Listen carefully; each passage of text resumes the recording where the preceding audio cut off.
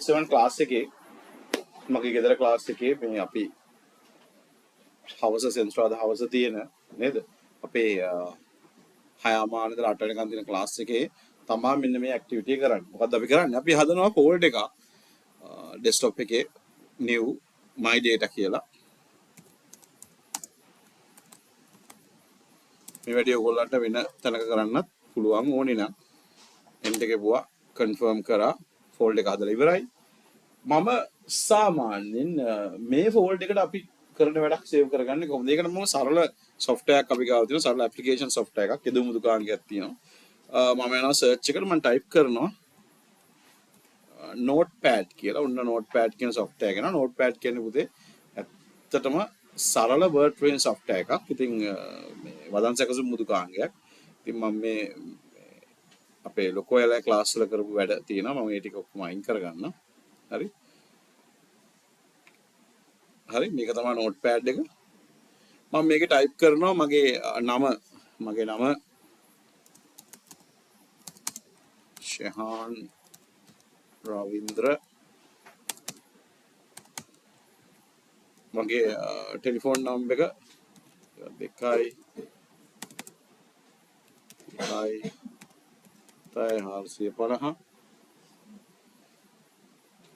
ඒ වගේම මගේ email address එක type කරනවා. දැන් ඔයාලට මේව නැතුව ඇති.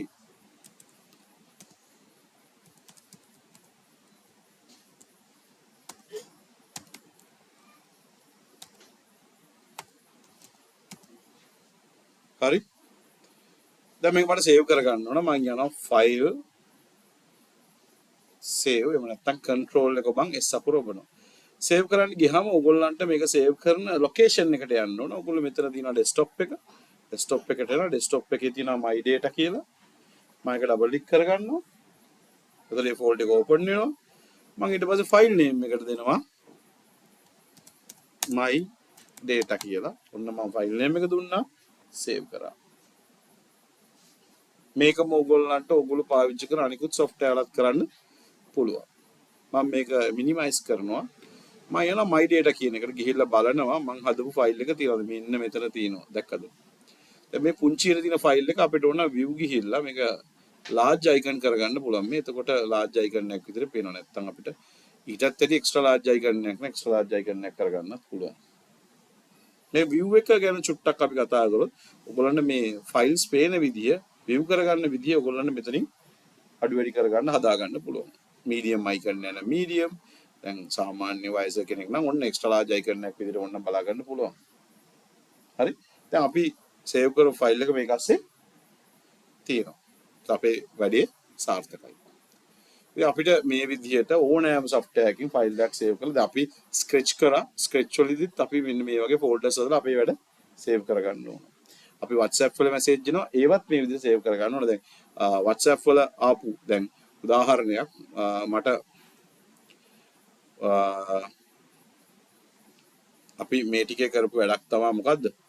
අපි මේ ටිකේ අපේ ක්ලාස් වල බබාලා නේද? WhatsApp අපේ group එකක් හැදුවා scratch projects කියලා. නේද? එතකොට අපි ඒකට දාලා තිනවා අපේ පන්තියේ 6 ඉඳලා 9 වසර ඉන්න ළමයින්ට කැමති අයට join වෙන්න කියලා අපි ඒකට projects දානවා කියලා. ඉතින් අපි දැනට projects දාලා තිනවා. ඉතින් මම මේ group එක චුට්ටක් පෙන්නන්නම් ඔයගොල්ලන්ට.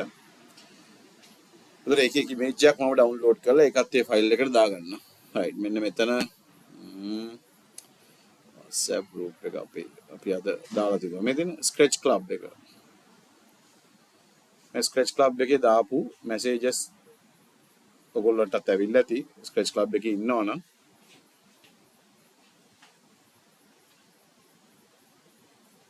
පුංචි වෙලාවක් යයි. මෙන්න මේ image එක මට අවශ්‍යයි. මෙන්න මේ image එක නේද? මම මේක මේ විදිහට download කරගන්නවා.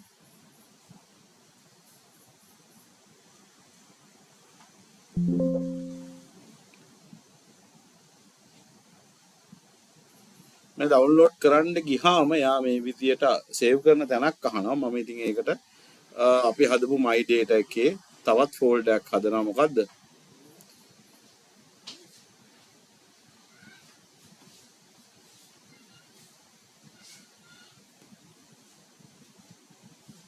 මොකද අපි හදන්නේ ස්ක්‍රැච් කියලා හදනවා.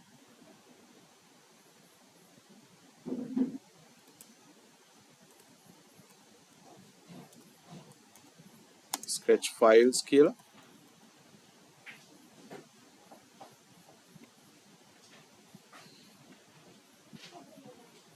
ඕපන් කරා.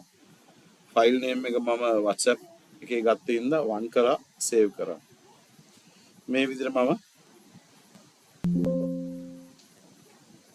මගේ අනිත් ඉමේජස් උත් ඩවුන්ලෝඩ් කරලා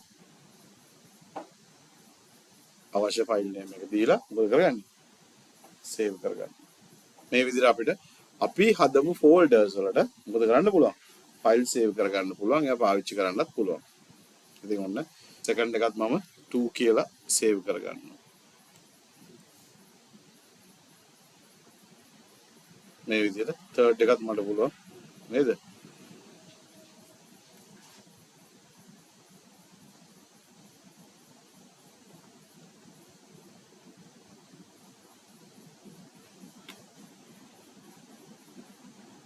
සේව් කරගන්න. ඉතින් මෙන්න මේ විදිහට ඔයගොල්ලන්ට grade 7 බබෙකුට පුළුවන් තමන්ගේ වැඩ කළමනාකරණය කර ගන්න. තේරෙනවද? ඉතින් අපි උත්සාහ කරේ අර ෆයිල්ස් කොහොමද පාවිච්චි කරන්නේ දැන් grade 7 අයට තියෙන දෙවනි පාඩමේ මෘදුකාංග නැත්නම් operating system lesson එකේ තියෙන කොටස් ටික චුට්ටක් කතා කරන්න. ඉතින් මේ වීඩියෝ බලන්න. බලලා ගෙදරදී තවත් මේක ඉගෙන ගන්න.